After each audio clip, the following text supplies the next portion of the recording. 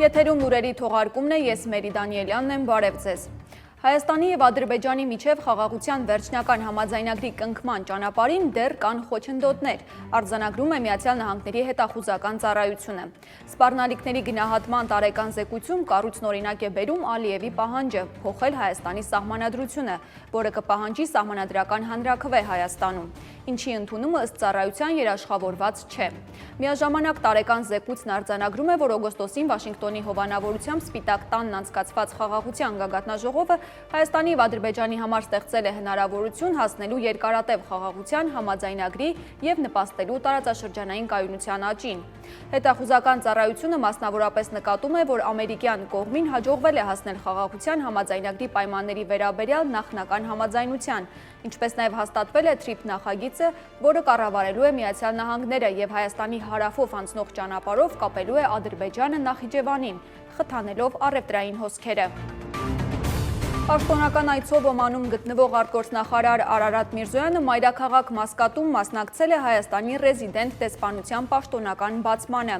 Միջոցառմանը մասնակցել է Օմանի Սուլթանության արտաքին գերատեսչության ղեկավարը։ Դեսպանության առջև բարձրացվել է Հայաստանի եռագույնը, հնչել են երկու երկրների ազգային օրհներգերը։ Երկու երկրների պատվիրակությունների մասնակցությամբ կայացել է կարճ զրույց։ Միջոցառմանը մասնակցել են Օմանում հավատարմագրված մի շարք դիվանագիտական ներկայացուցիչների ղեկավարներ,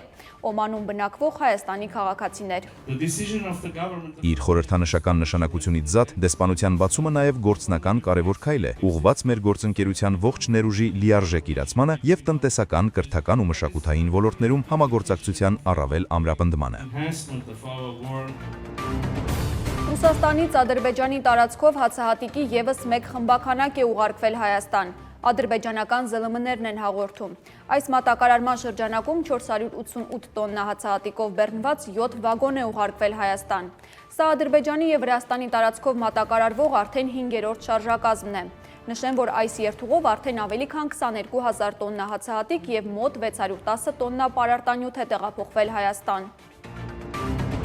Գերմանիան արտաքսված անձանցով ինքնաթիռ է ուղարկել Ադրբեջան։ Չարտերային չվերթ իրականացրած օդանավը օրերս վայրեջք է կատարել Բաքվում։ Գերմանիայից Ադրբեջանի արտաքսված քաղաքացիների թիվը չի հաղորդվում, սակայն հայտնի է, որ Բաքու ժամանած ինքնաթիռը կարող է 220 ուղևոր տեղափոխել։ Պետք է նշել նաև, որ արտաքսվածները ուղեկցորդների հետ են եղել։ Շարունակենք, Երևանում մեկամյա երեխայի սպանության փորձ կատարելու մեջ կասկածվող խորթմայրը կալանավորվեց 2 ամսով։ Գլխավոր դատախազությունից հայտնել են, որ խորթմայրը երեխային բռնության է ենթարկել շուրջ 1.5 ամիս։ 38-ամյա կնոջը ձերբակալել էին երեխային դաժան ծեծի ենթարկելու և կլինիկական մահվան հասցնելու օրը, իսկ մարտի 18-ին նրան կալանավորելու վերաբերյալ միջնորդություն էր ներկայացվել դատարան։ Բռնության ենթարկված երեխայի 4 տարեկան քրոջը, որին տատիկն էր խնամում, տեղափոխել են Հայ օգնության ֆոնդի Մարտիկյան երեխաների պաշտպանության կենտրոն։ Նրանց կենսաբանական մայրը ևս 2 երեխա ունի, որոնք հանձնված են Երևանում բնակվող խնամակալ ընտանիքի։ Եվ վերջում համացանցում մեծ տարածում է գտել մի տեսանյութ, որտեղ լիբանանցի թավջութակահար Մահդի Սահելին հարավային Բեյրութի փլատակների ֆոնին նվագում է հայ մեծանուն կոմպոզիտոր Արամ Խաչատրյանի հանրահայտ Անդամտինոն։ Կատարումը դարձել է խաղաղության ու մշակույթի ուժի խորհրդանիշ, ցույց տալով, որ նույնիսկ պատերազմի ու ավերածությունների մեջ արվեստը շարունակում է ապրել ու հույս ներշնչել մարդկանց։